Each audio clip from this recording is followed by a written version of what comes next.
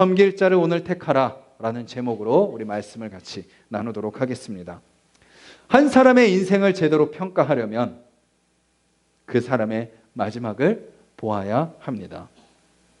왜냐하면 그 사람이 어떻게 인생의 마침표를 찍느냐가 그 사람의 모든 앞의 인생을 다 설명해 주기 때문이죠. 성경에는 수많은 사람들이 등장을 합니다. 그 중에 시작이 거창한 사람이 있습니다. 시작이 아주 멋진 사람이 있습니다. 바로 이스라엘의 초대 왕 사울 왕입니다.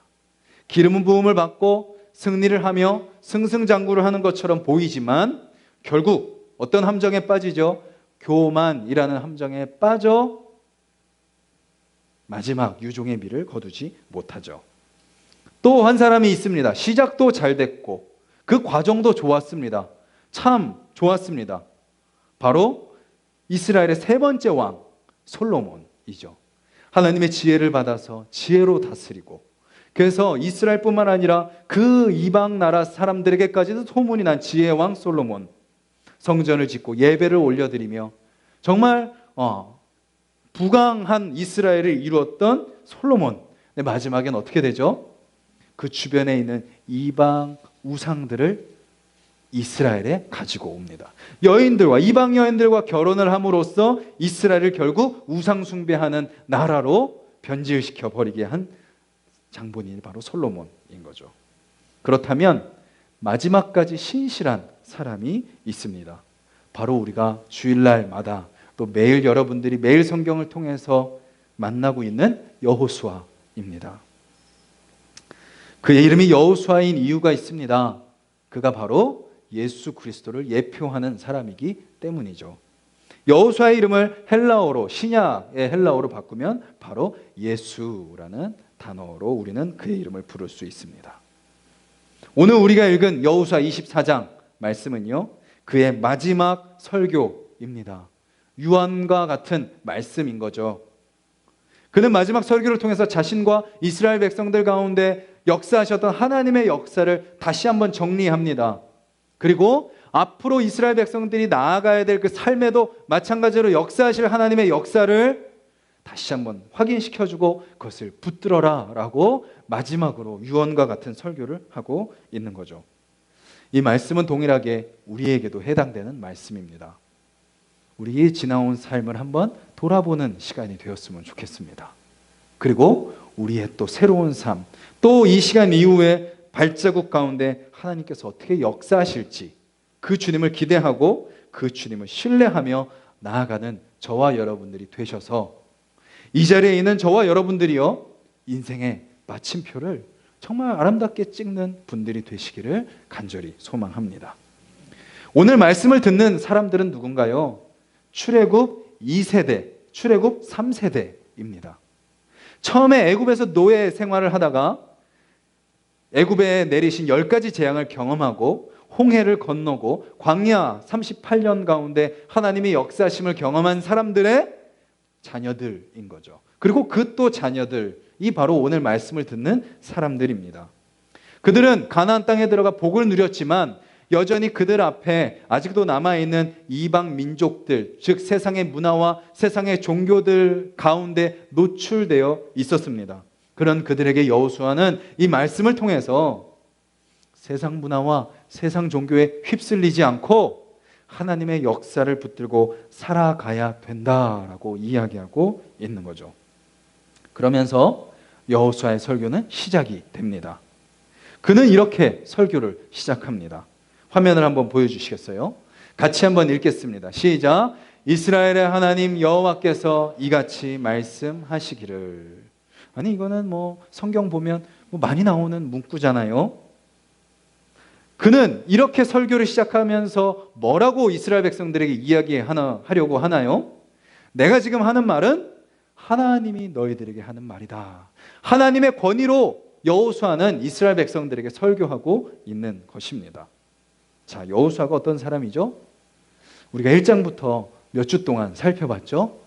그는 하나님의 부르심을 받았습니다. 모세가 죽고 그 다음 지도자로 세워진 다음에 하나님의 격려와 위로와 힘을 딱 받고 이스라엘 백성들을 요단강을 건너고 여리고를 점령하고 아이성을 점령하고 이 가나안 중부지방, 남부지방, 북부지방 이길 수 없는 전쟁들을 끊임없이 수행하며 승리하며 지금 여기까지 온 사람이 바로 여호수아입니다.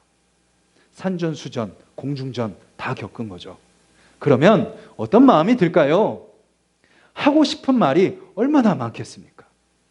하고 싶은 이야기가 얼마나 많겠어요. 자기가 겪은 것들, 자기가 시행착오한 것들, 자신의 철학과 자신의 가치, 자신의 생각 아마 글로만 써도요 전집이 나올 거예요. 여호수아 말씀은 줄여서 압축해서 쓴 겁니다. 영화로 만들면 아마 시리즈로 아마 나올 것입니다. 우리도 어떻죠? 어떤 한 분야, 어떤 한 가지 일에 있어서 미리 경험을 한 게 있으면 이제 그것을 막 시작하는 사람에게 뭐 하고 싶어요? 알려주고 싶어요. 막 말하고 싶어요. 내가 아는 거 요만큼밖에 안 돼도 그냥 막 내 경험과 내 시행착오와 내가 알고 있는 지식과 그것을 알려주고 싶어하는 것이 우리의 생각이에요. 그래서 내가 말이야 라고 우리는 늘 시작을 하죠. 그게 아니고 내가 이렇게 해봤는데 라고 우리의 말은 시작하는 거죠. 말은 안 해도 다른 사람의 말을 우리는 판단하는 것이 우리의 모습인 거죠. 근데 여호수아는 그 수많은 경험과 그 수많은 시행착오와 그 수많은 전통과 가치와 생각들과 철학들을 다 내려놓고 담담하게 말씀을 전하는 거죠. 하나님 여호와께서 이같이 말씀하셨다. 그는 내 경험과 내 가치와 내 생각보다도 하나님의 말씀이 더 크고 놀랍고 위대하고 진리임을 그는 믿었던 것입니다. 내 경험도 소중하지만 너희들에게 도움되지만 너희들에게 진짜 도움되는 것은 바로 하나님의 말씀이다 라고 여호수아는 설교를 시작하고 있는 것이죠. 저와 여러분들도요 그렇게 말하는 자들이 되기를 간절히 소망합니다. 여기 계신 분도 다 산전수전 공중전 다 겪으신 분들입니다. 하고 싶은 말 많습니다.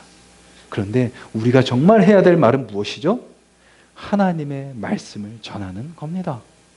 우리의 경험, 우리의 생각 아무리 이야기해봐도 하나님의 말씀보다 절대 미치지 못한다라는 것을 기억하고 여러분들의 입술을 통해서 하나님의 말씀이 선포되기를 주님의 이름으로 간절히 소망합니다. 자, 그렇게 시작한 하나님의 말씀의 내용은 바로 이스라엘의 역사입니다. 오늘 말씀 읽진 않았지만 2절부터 13절까지 내용이 바로 아브라함을 부르시고 나서 지금 여호수아가 마지막 설교하던 그 순간까지의 내용을 압축하고 요약하고 정리한 내용이 바로 2절에서 13절까지의 말씀입니다. 그래서 저는 하나님께서 이스라엘 백성들을 어떻게 구하고 인도하셨는지 궁금합니다 하는 분들은 어디를 읽으시면 돼요? 오늘 집에 가셔서 2절부터 13절까지를 한 20번을 읽어보십시오. 그럼 이스라엘 백성들이 지나온 역사를 압축해서 아실 수 있습니다. 아브라함부터 시작하죠. 그리고 오늘 본문에 보면 이삭과 야곱의 이야기를 합니다. 하나님께서 이스라엘 백성들을 인도하신 그 하나님의 역사의 특징을 보여주는 거죠. 첫 번째 특징은 뭔가요? 바로 무조건적인 은혜입니다. 하나님의 역사의 특징은 뭐라고요? 무조건적인 은혜입니다. 아브라함을 부르시는 이야기를 하시는 거죠. 갈대아 우르에 살던 아브라함. 갈대아 우르는 지금의 미국의 뉴욕과 같습니다. 서울의 강남과 같은 곳이에요. 거기에 아브라함이 살고 있었어요. 그리고 아브라함의 아버지는 직업이 뭐였나요? 자영업자셨어요. 가게를 하셨는데 어떤 가게냐? 우상을 팔던 가게였어요. 우상을 숭배하던 동네에서 우상을 파는 장사를 한다면 아마 돈 좀 꽤나 벌었을 겁니다. 빌딩 좀 졌겠죠. 물론 그때는 빌딩이 없습니다. 땅도 좀 샀겠죠. 재산도 좀 있었겠죠. 그런 가정의 자녀가 바로 아브라함이었습니다. 아브라함을 왜 불러셨을까요? 대도시에 살아서 돈이 많아서 금수저라서 그를 사용하면 하나님이 좀 도움받으실 수 있을 것 같아서 반면에 하나님이 아브라함을 부르시지 말아야 될 이유는 한 가지 분명했어요. 그건 뭐죠?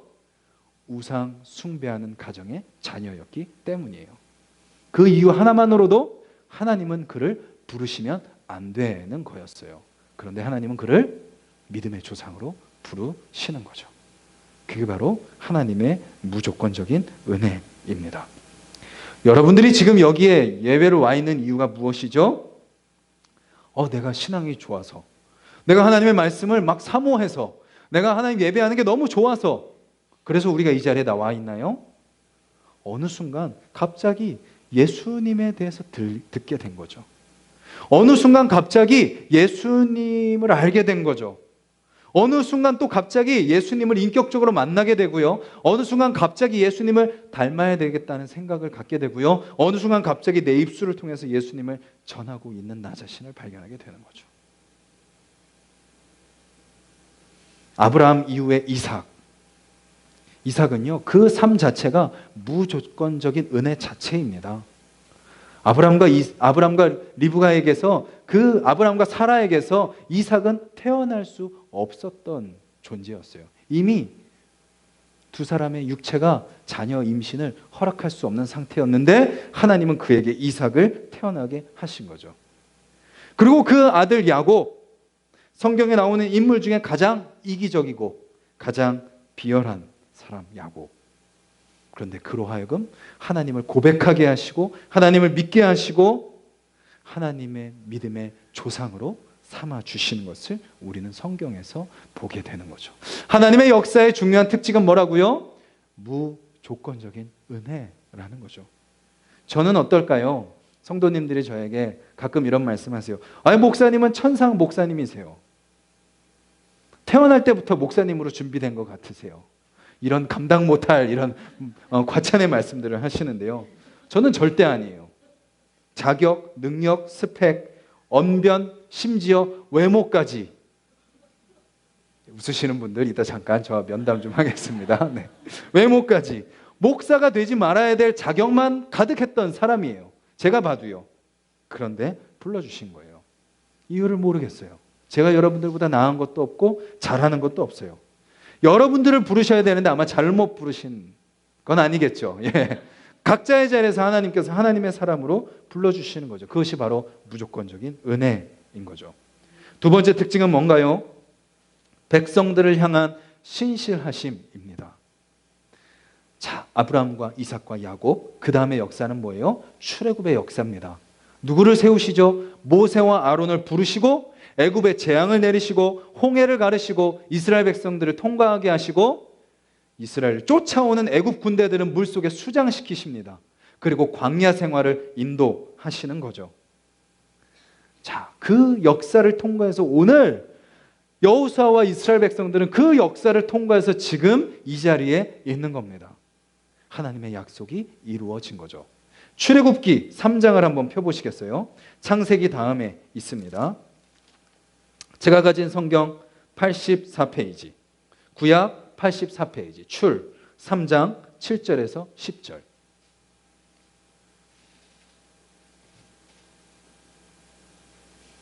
같이 한번 읽겠습니다. 출애굽기 3장 7절에서 10절 말씀입니다. 시작.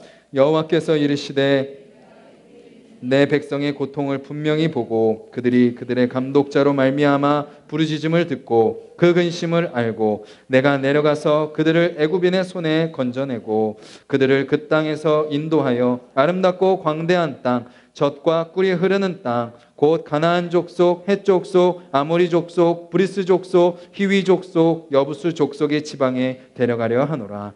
이제 가라. 이스라엘 자손의 부르짖음이 내게 달하고 애굽 사람이 그들을 괴롭히는 학대도 내가 보았으니 이제 내가 너를 바로에게 보내어 너에게 내 백성 이스라엘 자손을 애굽에서 인도하여 내게 하리라. 아멘.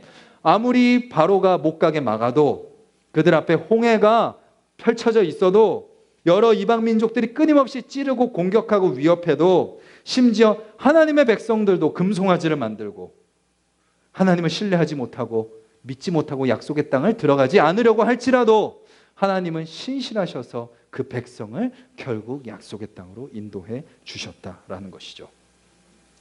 또 그 이후 나중에 느헤미야라는 사람이 다시 이스라엘 백성들을 모아놓고 또 설교를 합니다.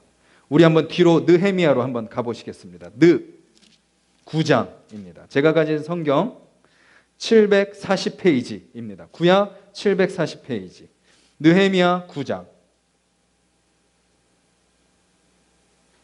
19절에서 21절까지 말씀. 구약 740페이지 느헤미야 9장 19절에서 21절 말씀 함께 읽겠습니다. 시작. 주께서는 주의 크신 긍휼로 그들을 광야에 버리지 아니하시고 낮에는 구름 기둥이 그들에게서 떠나지 아니하고 길을 인도하며 밤에는 불기둥이 그들이 갈 길을 비추게 하셨사오며 또 주의 선한 영을 주사 그들을 가르치시며 주의 만나가 그들의 입에서 끊어지지 않게 하시고 그들의 목마름을 인하여 그들에게 물을 주어 40년 동안 들에서 기르시되 부족함이 없게 하심으로 그 옷이 헤어지지 아니하였고 발이 부르트지 아니하였사오며. 아멘. 그 다음에도 계속해서 약속의 땅까지 인도하셨더라. 여기까지 이스라엘 백성들이 온 것은 재수가 좋아서가 아닙니다. 운이 좋아서도 아닙니다. 하나님의 신실하심인 거죠. 저와 여러분들은 연약하잖아요. 또 이렇게 예배드리고 문 밖에 나가면 또 넘어질 거잖아요. 또 죄 지을 거잖아요. 또 흔들릴 거잖아요. 또 상처 줄 거잖아요. 또 쉽게 시험 받을 거잖아요. 그런 우리임에도 불구하고 위태위태한 우리 가운데 신실하게 역사하시는 하나님을 바라볼 때 우리의 마음은 하나님이 주시는 평강으로 채워진다라는 것이죠. 상황은 바뀌지 않아요. 환경은 그대로예요. 나 자신도 그대로예요. 그런데 뭐 하지 않아요? 불안하지 않는 거죠. 하나님께서 신실하게 행하실 줄 믿기 때문입니다. 마지막 세 번째 특징은 저주를 축복으로 바꾸어 주시는 겁니다.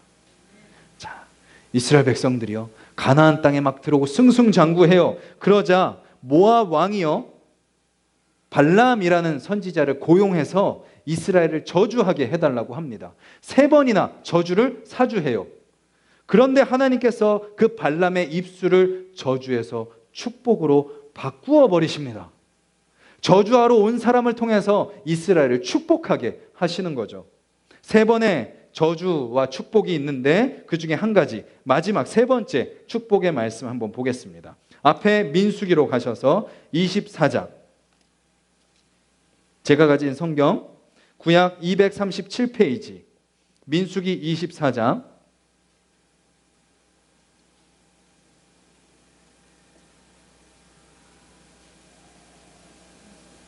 민수기 24장 3절에서 9절까지 말씀입니다. 이 말씀은요, 아까도 제가 말씀드렸듯이 저주하러 온 발람을 통해서 이스라엘을 축복하는 말씀이에요. 이걸 읽을 때요, 나에게 축복하시는 하나님의 말씀으로 듣고 받아들이며 한번 읽어보셨으면 좋겠습니다. 세상은 끊임없이 우리를 저주하고 우리를 넘어뜨리려고 하지만 하나님은 그 세상을 통하여 우리를 축복하신다라는 것을 기억하면서 같이 나를 향한 축복의 말씀으로 생각하고 3절에서 9절까지 같이 한번 읽겠습니다. 시작. 그가 예언을 전하여 말하되 부올의 아들 발람이 말하며 눈을 감았던 자가 말하며 하나님의 말씀을 듣는 자, 전능자의 환상을 보는 자, 엎드려서 눈을 뜬 자가 말하기를 야곱이여 내 장막들이, 이스라엘이여 내 거처들이 어찌 그리 아름다운고 그 벌어짐이 골짜기 같고 강가의 동산 같으며 여호와께서 심으신 침향목들 같고 물가의 백향목들 같도다. 그 물통에서는 물이 넘치겠고 그 씨는 많은 물가에 있으리로다. 그의 왕이 아각보다 높으니 그의 나라가 흥왕하리로다. 하나님이 그를 애굽에서 인도하여 내셨으니 그 힘이 들소와 같도다. 그의 적국을 삼키고 그들의 뼈를 꺾으며 화살로 쏘아 꿰뚫으리로다. 꿇어앉고 누움이 숫사자와 같고 암사자와도 같으니 일으킬 자 누구이랴. 너를 축복하는 자마다 복을 받을 것이요 너를 저주하는 자마다 저주를 받을지로다. 아멘. 얼마나 아름다운지 모른다고 축복하는 거죠. 그리고 그들이 풍성한 물이 흐르는, 물이 넘치는 그런 삶이고 흥왕하고 그 씨가 많고 높고 하나님이 그들을 붙드시기에 어떤 전쟁에서도 승리하는 삶을 살 것이다 라고 축복하고 있는 것이죠. 사단은요, 전략은 하나예요. 우리의 마음을 무너뜨리는 겁니다. 우리를 좌절하게 만드는 거예요.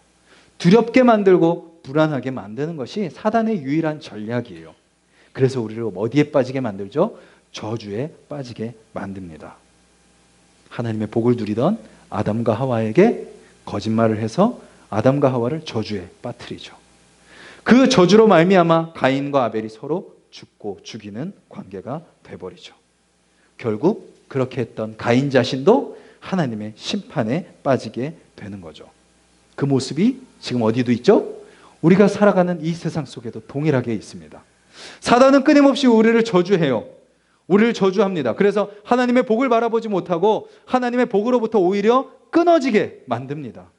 그리고 어떻게 해요? 그 저주를 나만 받는 게 아니라 서로 저주하게 만드는 거죠.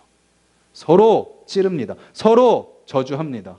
그리고 결국 나도 죽고 너도 죽고 같이 죽어가는 것이 하나님이 없는 이 세상의 삶의 방식인 거죠. 그런 우리에게 그 저주를 축복으로 끊어주시려고 하나님이 직접 오신 거죠. 그분이 바로 예수 그리스도이십니다. 온 인류에게 미친 저주를 끊어주실 분은 오직 한 분 예수 그리스도밖에 없기에 그 저주에 해당되지 않으시는 하나님 자신이 이 땅 가운데 육신으로 오셔서 우리를 위해 죽으시고 부활하심으로 그 예수 그리스도를 의지하는 자에게 모든 저주를 축복으로 바꿔 주신 것입니다. 예수님이 오셔서 한 것이 뭐예요? 한 가지예요. 사단이 한 그 한 가지를 끊으시려고 오신 분이 바로 한 가지예요. 우리에게 있는 저주를 복으로 바꿔 주신 것입니다. 예수님의 죽으심으로 우리는 그 예수님의 생명을 누리게 된 것이죠. 저와 여러분들의 삶이 그 하나님의 복을 누리는 삶이 되기를 간절히 소망합니다. 그 복을 누리는 길은 하나님의 역사 가운데 거하는 것밖에 없습니다. 열심히 살아보셨잖아요. 돈 많이 만져보셨잖아요. 사람들 옆에 많이 있어 보셨잖아요. 열심히 이것저것 많은 것들 해보셨잖아요. 그것이 우리에게 주는 건 뭐죠? 공허함과 허전함 뿐입니다. 그것은 우리에게 만족을 주지 못해요. 그런데 아무런 노력도 하지 못해도, 아무것도 가진 것 없어도, 아무 능력이 없어도 그런 우리에게 오직 세상이 줄 수 없는 만족을 주실 수 있는 분이 계시니 모든 저주를 축복으로 바꾸어 주신 예수 그리스도 안에 있음을 여러분들이 기억하고 그 주님 앞에 더 가까이 나아가는 분들이 되시기를 소망합니다. 여호수아는 오늘 본문에서 이제 이스라엘 백성들에게 이야기하는 거죠. 택해라. 누구를 선택할 것이냐? 하나님이냐? 우상이냐? 우상은 우리에게 끊임없이 조건을 요구하고요. 우상은 끊임없이 마음을 바꿉니다. 이랬다가 저랬다가. 그리고 끊임없이 우리에게 가머니설로 우리를 속이는 것처럼 보이지만 결국은 우리를 저주하는 것이 우상이라면, 하나님은 우리에게 무조건적인 은혜를 베푸시고 우리에게 신실하시며 우리에게 있는 모든 저주를 복으로 바꿔주시는 분이 바로 하나님이시다라는 거죠. 저와 여러분들이 하나님을 선택하는 분들이 되기를 간절히 소망합니다. 그렇다면 우리의 삶의 방식은 분명해요. 무조건적인 은혜를 누렸다면 나도 무조건적인 은혜를 붙들고 사는 겁니다.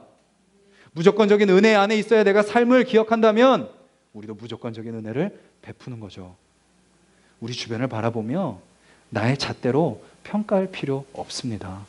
잘했느니 못했느니 맞느니 틀리느니 할 필요 없습니다.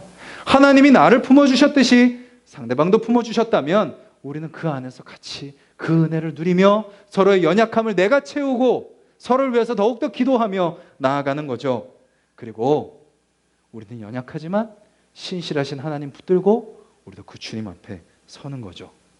그리고 이번 새로운 일주일 여러분들의 입술 속에 저주가 아니라 축복이 흘러가기를 간절히 소망합니다. 사람을 살리는 입술, 사람들을 살리는 삶이 되기를 주님의 이름으로 축복합니다. 마지막으로 여호수아가 뭐라고 고백하나요? 나와 내 집은 여호와를 섬기겠노라. 나만 하는 것이 아니라 누가 하는 거예요? 우리 가정이 함께 하는 겁니다. 이 은혜의 원리가, 하나님의 역사의 원리가 가정에서부터 먼저 채워지는 거죠. 그리고 그 가정이 먼저 하나님을 선택하고 공동체가 함께 하나님을 섬기며 나아가는 교회, 그런 가정, 그런 저와 여러분들이 되기를 주님의 이름으로 간절히 소망합니다.